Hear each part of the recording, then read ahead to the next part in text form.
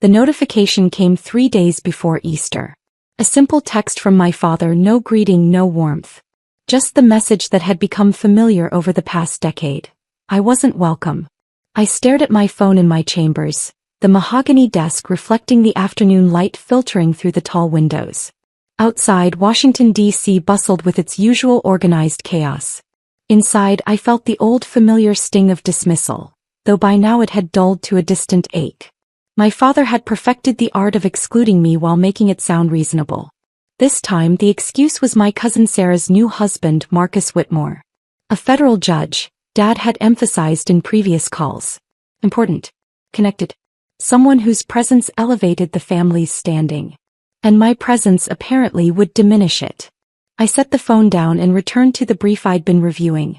United States versus Riverside Development Corporation. A complex federal fraud case involving healthcare contracts. The kind of case that required precision, patience, and an understanding of both criminal and administrative law.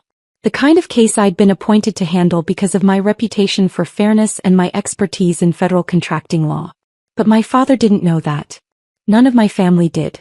To them, I was still Lauren, the daughter who'd wasted her potential by working for the government instead of joining a prestigious law firm. The one who'd chosen public service over profit, principle over prestige. The family embarrassment who drove a modest car, lived in a small townhouse and wore conservative suits instead of designer labels. They had no idea that 10 years ago at 32, I'd been confirmed as a United States District Court judge for the District of Columbia. One of the youngest federal judges appointed in the past 2 decades. I hadn't hidden it exactly. I'd invited them to my confirmation hearing. My father had declined, citing a golf tournament. My mother had prior commitments. My sister Jessica came but left early, unimpressed by what she called government pageantry. Only my late grandmother had attended, sitting in the gallery with tears of pride streaming down her face. After that, I stopped trying to share my life with them. When they asked about work, I said cases and paperwork. When they dismissed my career as pushing papers for bureaucrats, I simply nodded. When my father introduced me at family gatherings as Lauren, she works for the courts, emphasizing it like an apology, I smiled politely. I wasn't hiding. I was watching. Every dismissive comment, every casual exclusion, every assumption that I'd failed because I hadn't followed their narrow definition of success. I observed it all. Not with bitterness, but with the same analytical eye I brought to the bench. My career had taught me patience. In federal court, you don't rush to judgment. You gather evidence. You listen to all sides. You wait for the full picture to emerge before making your ruling. So I waited. The text about Easter was just the latest in a pattern that had repeated throughout my adult life. Family weddings where I wasn't asked to be in the wedding party. Holiday gatherings where my achievements went unmentioned while my sister's corporate success was celebrated. Conversations where my opinions on legal matters were dismissed in favor of my brother-in-law's.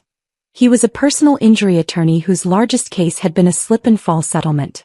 Last Thanksgiving, my father had actually interrupted me mid-sentence to ask my cousin's fiancé, Marcus, about a Supreme Court decision. Marcus had given a superficial answer pulled from cable news commentary. I could have explained the actual constitutional implications, the circuit split that led to the case, the nuanced reasoning in the majority opinion. I'd said nothing. Just smiled and passed the cranberry sauce. That was when Dad had announced that Marcus and Sarah were getting married. Finally, he'd said, beaming, someone in this family is connected to real power. A federal judge. Can you imagine? I could imagine. I lived it every day. Judge Anderson? My clerk, David, knocked softly on my chamber door. The Riverside Development case file is ready for tomorrow's hearing. Thank you, David. I accepted the file, noting its thickness. Has the defense filed their witness list? Just came in. Whitmore and Associates is representing the defendant. Marcus Whitmore himself is listed as lead counsel. My hand paused on the file. Marcus Whitmore? Yes, Judge. Apparently, he's taking a high-profile case to raise his firm's visibility. The partner memo says he's looking to make a name beyond his judicial connections. I opened the file and scanned the defense team roster. There it was. Marcus Whitmore, J.D. Partner, Whitmore and Associates. My cousin Sarah's husband. The federal judge who wasn't actually a federal judge. I'd never corrected that misconception. When Dad had first mentioned Judge Whitmore, I'd assumed he meant a state court judge perhaps or a magistrate. But at Thanksgiving I'd overheard Marcus carefully deflecting questions about his cases, speaking in vague terms about the bench and rulings. It had taken me exactly 3 minutes of conversation to realize the truth. Marcus had been a clerk for a federal judge 15 years ago. He'd been working at the courthouse but he'd never been a judge himself. He'd parlayed that brief association into a successful private practice, and somewhere along the way, my family had inflated his resume from former judicial clerk to federal judge. Marcus had never corrected them. In fact, from what I'd observed, he'd encouraged the confusion. He name-dropped his former judge, referenced his time on the bench in a way that was technically true. He had been present on the bench, just not sitting in the judge's chair, and let people draw their own conclusions. My family, always impressed by titles and status, had drawn exactly the conclusion Marcus intended. And now Marcus Whitmore, who my father considered too important for me to be around, was going to appear in my courtroom as defense counsel in a federal fraud case. I pulled the case summary. Riverside Development Corporation was accused of submitting falsified documentation to obtain $47 million in federal healthcare facility construction contracts. The government alleged systematic fraud, inflated qualifications, fabricated experience, forged certifications. It was exactly the kind of case that required a defense attorney with deep knowledge of federal contracting law and criminal procedure. Marcus's firm specialized in corporate litigation and white-collar defense, but his personal experience was mostly in civil matters. This case was going to be a challenge for him. I spent Sunday reviewing the briefs with my usual thoroughness. The prosecution's case was strong but not overwhelming. The defense had room to maneuver if they were strategic. Everything would depend on how well Marcus could argue the nuances of federal contracting regulations and criminal intent. By Sunday evening, I drafted my preliminary questions and reviewed the relevant precedents. I was ready. My phone buzzed. Another text from Dad. Hope you're enjoying a quiet Easter at home. Sarah and Marcus's brunch was wonderful. Marcus told such fascinating stories about his cases. So impressive to have someone of his caliber in the family. Wish you could have met him properly. I typed a simple response. Sounds lovely. What I didn't type. I'll see him tomorrow morning at 9 o'clock. In my courtroom. Where he'll address me as Your Honor.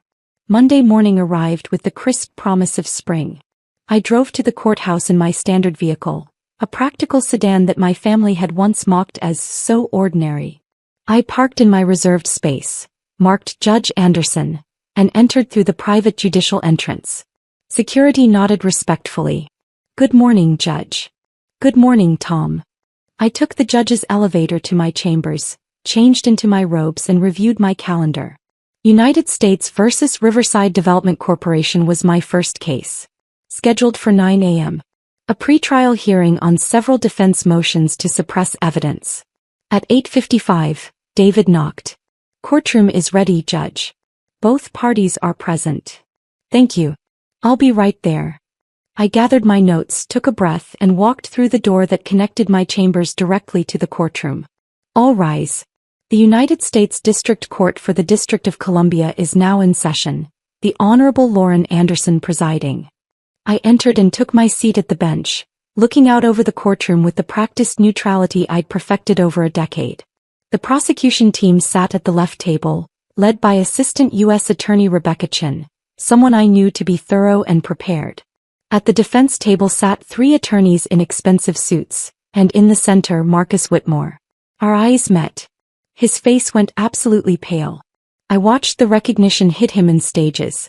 First confusion, why did this judge look familiar? Then recognition, wait, that's Sarah's cousin. Then the devastating realization she's not just in the courthouse. She asked the judge. To Marcus's credit, he recovered quickly, though not quickly enough. His co-counsel had noticed his reaction. The lead prosecutor had noticed. The court reporter had noticed. I gave him nothing. No smile, no acknowledgement of recognition, no indication that we'd met before. Just the same professional neutrality I showed every attorney who appeared before me. Please be seated, I said. Counsel, please state your appearances for the record. Rebecca Chin stood. Rebecca Chin for the United States, Your Honor. Marcus stood. and I could see his hand trembling slightly as he gripped his notes. Marcus Whitmore for the defendant, Riverside Development Corporation, Your Honor. His voice caught slightly on Your Honor. Thank you, I said calmly. We're here for pretrial motions on the defense's motion to suppress evidence obtained during the initial investigation. Mr. Whitmore, you filed this motion. Please proceed with your argument. Marcus opened his mouth, closed it, and glanced down at his papers. When he looked back up, I could see sweat forming at his hairline. This was the moment every judge learns to navigate with care. Personal connections cannot influence judicial decisions. The fact that Marcus was married to my cousin, the fact that my family valued him more than they valued me, the fact that he'd built a reputation on a title he'd never actually held. None of that could matter. What mattered was the law, the evidence, and the arguments presented. Marcus began his argument, and within 2 minutes, it was clear he was unprepared. He cited a case that had been overturned 3 years ago. He misstated the standard for suppression of evidence in federal criminal cases. He confused administrative law with criminal procedure. I let him finish, then asked a simple question. Counsel, you cited Patterson v. United States for the proposition that warrants require individualized probable cause for each document seized. Can you direct the court to that language in the opinion? Marcus fumbled with his papers. Your Honor, I believe it's in the majority opinion page. Patterson v. United States was overturned by the Supreme Court in Wilson v. Harris, I said evenly. 3 years ago. The current standard is established in Riverside. Interestingly, a case with the same name as your client, which held exactly the opposite. Were you aware of that? The courtroom went silent. Your Honor, you will need to supplement our brief. I would suggest you do so, I said. Additionally, your motion cites Federal Rule of Criminal Procedure 41E, which was amended in 2019. The version you're citing is no longer in effect. Ms. Chin, does the government wish to respond? Rebecca Chin stood, and I could see her fighting back a smile. Your Honor, the government believes the defense's motion is based on superseded law and should be denied as filed. However, if the court wishes to allow supplemental briefing, I'll allow it, I said. Mr. Whitmore, you have until Friday to file a supplemental brief addressing the current state of the law. Ms. Chin, you'll have until the following Wednesday to respond. We'll reconvene in 2 weeks. I addressed the rest of the procedural matters quickly and efficiently, then adjourned the hearing. All rise. I returned to my chambers, removed my robe, and sat at my desk. The hearing had lasted 20 minutes. In that time, I'd exposed the weakness of the defense's preparation, given them a chance to correct it, and maintained absolute professional neutrality. I'd also watched Marcus Whitmore realize that the family member he'd been helping to exclude from Easter brunch was the judge who would decide his case. My phone buzzed. A text from Sarah. Marcus just called. He said you're the judge on his case? Why didn't you tell us you were a judge? 3 question marks. The text equivalent of shouting. I typed carefully. You never asked what I do. When you inquired, I said I work for the courts. That was accurate. Her response came immediately. Everyone thought you were a clerk or something. This is insane.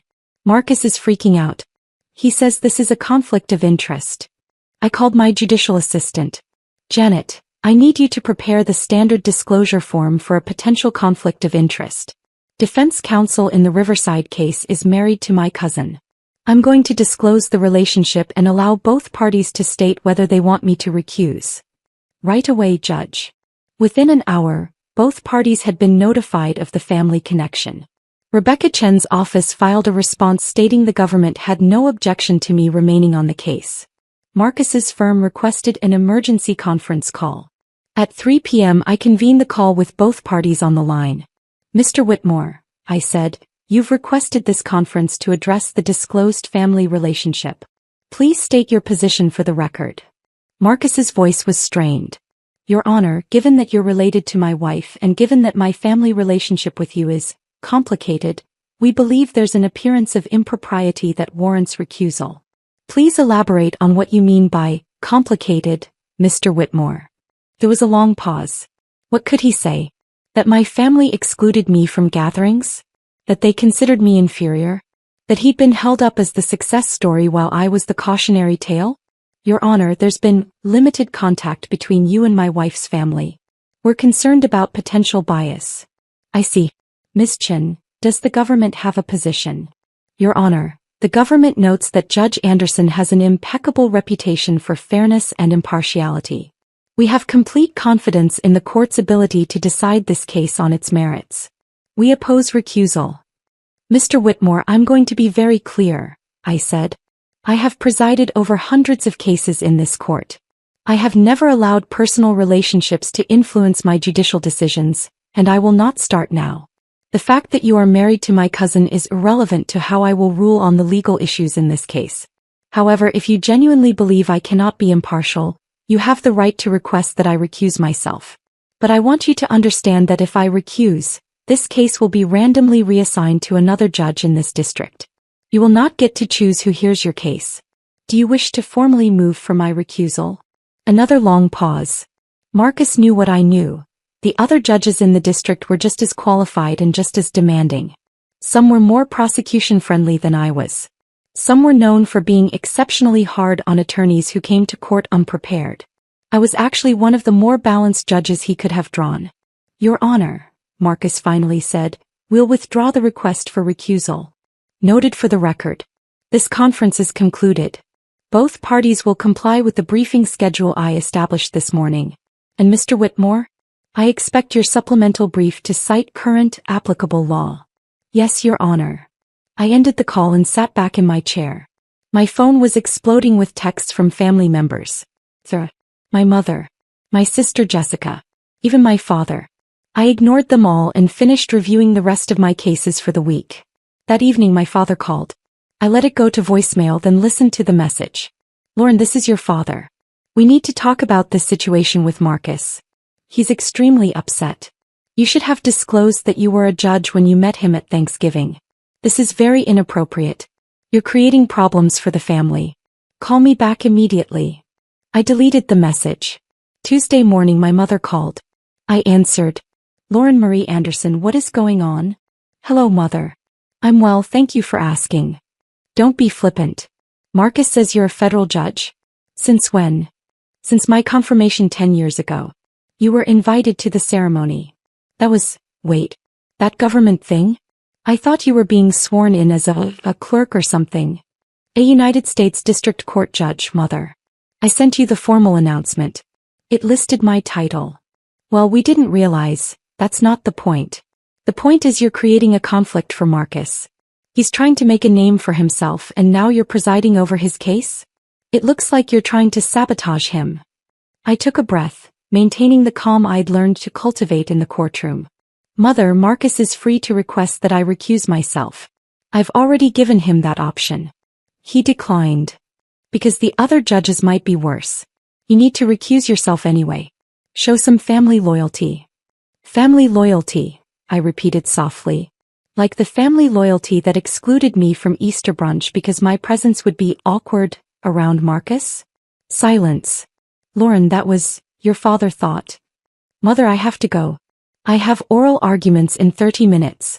If you'd like to attend, the courtroom is open to the public. You're welcome to come watch what I do. I hung up before she could respond. The week continued. Marcus filed his supplemental brief on Friday. It was better than his original motion but still mediocre.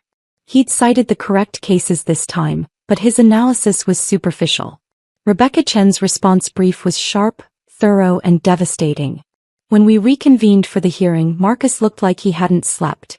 His co-counsel did most of the arguing this time, a senior partner who clearly understood federal criminal procedure far better than Marcus did. I denied the motion to suppress. The evidence had been lawfully obtained. The defense had failed to meet their burden of proof. Mr. Whitmore, I said after issuing my ruling, I'm setting a trial date for 8 weeks from today. That gives both parties time to complete discovery and prepare their cases. I expect all future filings to meet the professional standards of this court. Do you understand? Yes, Your Honor. This hearing is adjourned. That evening my sister Jessica called. Unlike my parents, Jessica had always been more pragmatic than status conscious. Okay, she said without preamble. I need you to explain what's happening because Dad is losing his mind and honestly I'm confused too. What would you like to know? Are you actually a federal judge? Yes. Like a real one? Not a magistrate or a referee or something. A United States District Court judge. Article 3. Life tenure. Presidential appointment, Senate confirmation. Holy shit, Jessica breathed. When did this happen? 10 years ago. I was 32. And you just never mentioned it? I invited the family to my confirmation. Grandma was the only one who came. I heard her intake of breath. Oh my God. That ceremony where Grandma made us all promise to attend, but Dad said it was just some government paperwork thing. That ceremony. Lauren, I am so sorry. I thought we all thought. You thought I was a clerk. Or a secretary. Or just a government employee. I kept my voice gentle. It's fine, Jessica. I stopped correcting the assumptions years ago. It's not fine. We've been treating you like you're the family failure, I finished. I know. Meanwhile, you're one of the most powerful people in the federal judiciary, and we've been fawning over Marcus, who isn't even actually a judge. He was a clerk, I said. A good one from what I understand. He's built a successful practice. There's no shame in that. But he let us think. He did. And I let you keep thinking I was something less than I am. We both made choices about what to reveal and what to let people assume. Jessica was quiet for a moment. Are you going to destroy him in this trial? I'm going to be fair and impartial just as I am in every case. The law will be applied equally. Justice will be served based on the evidence and the arguments presented. Marcus will get the same consideration as any other attorney in my court. No more, no less. That's very judge-like of you. It's my job. Another pause. Dad wants you to recuse yourself. I know. I've offered Marcus that option twice now. He's declined both times. Because you're actually one of the fairer judges, aren't you? I'd like to think so. Lauren, I really am sorry. About Easter, about all of it. We should have paid more attention. We should have cared more about what you were actually doing instead of just assuming. Thank you, I said quietly. That means something. For what it's worth, I'd like to come watch the trial. If that's allowed. It's open to the public. You're welcome anytime. The trial began 6 weeks later. In that time, Marcus had clearly worked hard to prepare. He'd brought in 2 additional attorneys who specialized in federal criminal defense. They'd filed competent briefs, conducted thorough discovery, and prepared a reasonable defense strategy. But the government's case was strong. The evidence of fraud was extensive and well documented. Falsified certifications, fabricated experience, forged signatures. The paper trail was clear. The trial lasted 3 weeks. My courtroom was filled every day with the usual mix of law students, journalists covering federal cases, and interested observers. On the second day, I noticed my sister Jessica sitting in the gallery. She came back every day for the rest of the trial. On the 4th day, my mother appeared. She sat in the back, watching silently as I managed the complex proceedings, ruled on objections, instructed the jury, and maintained order in the courtroom. On the 8th day, my father came. I saw him enter during the afternoon session, taking a seat near the door. He watched as Marcus examined a witness, as Rebecca Chin cross-examined, as I sustained objections and overruled others based on the federal rules of evidence. He watched me work. The jury deliberated for 2 days before returning a verdict. Guilty on 17 of 19 counts. Riverside Development Corporation had systematically defrauded the federal government of $47 million. I thanked the jury for their service, set a sentencing date, and adjourned the trial. In my chambers afterward, I removed my robe and sat quietly for a moment. The case had been decided fairly. The law had been applied correctly.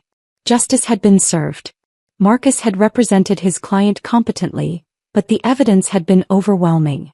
He'd done his job. I'd done mine. My phone showed 14 missed calls from family members. I called Jessica first. You were incredible, she said immediately. Lauren, I had no idea. The way you managed that courtroom, the way you explained complex legal concepts to the jury, the respect everyone showed you, I'm honestly in awe. Thank you for coming. I brought Mom on day 4. Did you see her? I did.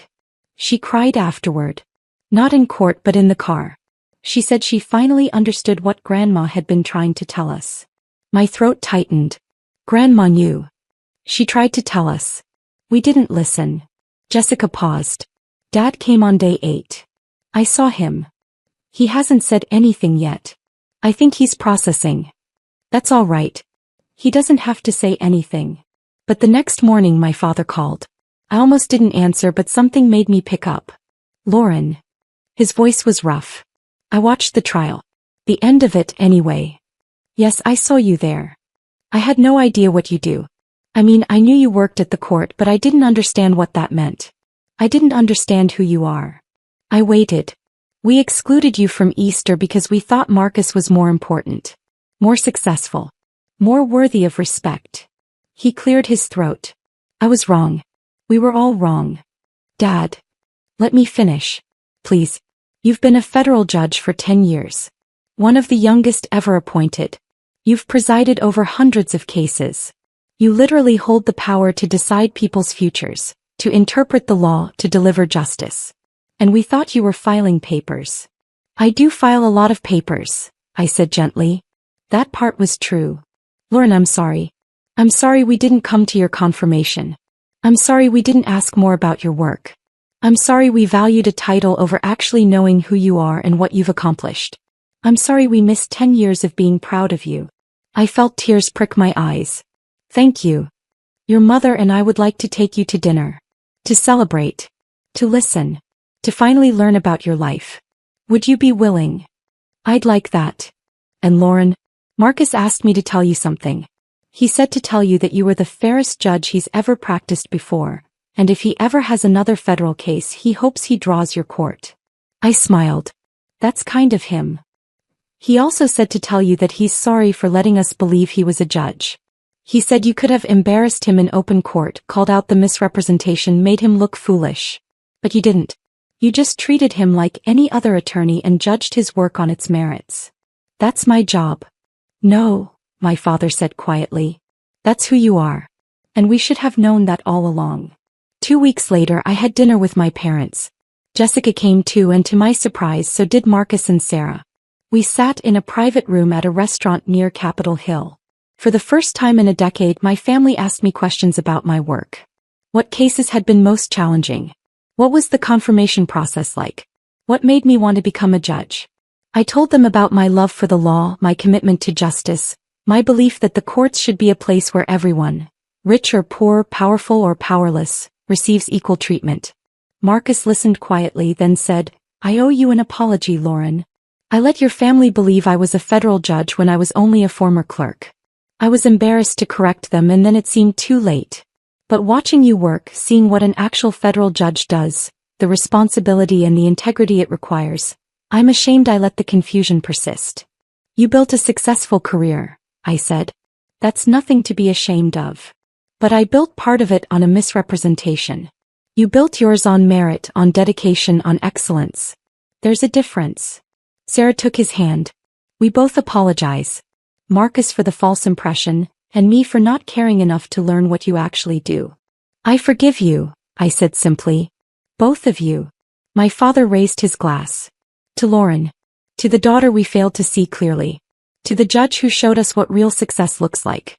And to family, which should mean supporting each other, not competing for status. We clinked glasses. Over dessert my mother said quietly, Your grandmother would be so proud of you. She was, I said. She told me so at my confirmation. She said I was doing exactly what I was meant to do. She tried to tell us, my mother admitted. She kept saying Lauren is a federal judge. Do you understand what that means? But we thought she was just being, you know how she exaggerated sometimes. She wasn't exaggerating. No, my mother said. She wasn't. 3 months later I was invited to Easter brunch. This time the invitation came with a note from Sarah. Please come. We want to celebrate you properly this time. I attended. My father introduced me to the extended family as my daughter Lauren, a United States District Court judge. He said it with unmistakable pride. An uncle I barely knew approached me. A federal judge? That's incredible. What made you choose that path? I smiled. I wanted to serve justice. To make sure everyone who enters a courtroom gets a fair hearing, regardless of who they are or what they've done. That's beautiful, he said. We should talk more about your work. I'd love to hear about your cases. I'd be happy to share, I said, though I can't discuss pending matters. Of course. My cousin brought her children over to meet me. Kids, this is your cousin Lauren. She's a judge. Do you know what that means? The youngest, maybe 6 years old, looked up at me with wide eyes. Do you have a hammer? I laughed. A gavel, yes. Would you like to visit my courtroom someday? His eyes got even wider. Really? I'll arrange a tour. Later Marcus found me on the patio. Thank you for coming. Thank you for inviting me. I mean it. After everything, after the trial, after all of it. You could have held a grudge. You could have excluded us the way we excluded you. That's not who I am, I said. I learned a long time ago that revenge doesn't serve justice. Understanding does. Forgiveness does. Moving forward does. You're a better person than I am. I'm just someone who learned to see the bigger picture. We all make mistakes, Marcus. We all let assumptions guide us. What matters is what we do when we realize we were wrong. He nodded. For what it's worth, you were right about the Riverside case. We lost on the merits. The evidence was solid. You gave us every opportunity to present our defense and we couldn't overcome the facts. That's the system working as it should. And you are, without question, the best judge I've ever practiced before. I smiled. High praise from opposing counsel. Earned praise, he corrected. As the afternoon wore on, I found myself genuinely enjoying the gathering. Not because anyone was fawning over my title, but because for the first time in years, my family was actually interested in who I was, not who they thought I should be. My father pulled me aside before I left. Lauren, I have a question. Of course. That text I sent you before Easter last year. When I said your presence would be awkward around Marcus because he was a federal judge. He paused. Did you know then? That he wasn't actually a judge? Yes. And you didn't correct me? No. Why not? I considered the question carefully. Because I was waiting to see how it would play out. I'd spent years watching our family value titles over character, positions over principles, status over substance. I wanted to see if that pattern would continue. If given a choice between supporting me and celebrating someone with an impressive title, which would you choose? He winced. We chose wrong. You chose what you'd been conditioned to value. But Dad, here's the thing. I didn't need you to choose me to validate my worth. My work validates itself. The law I interpret, the justice I serve, the fairness I maintain in my courtroom, that's my validation. Your approval is a gift, not a requirement. When did you become so wise?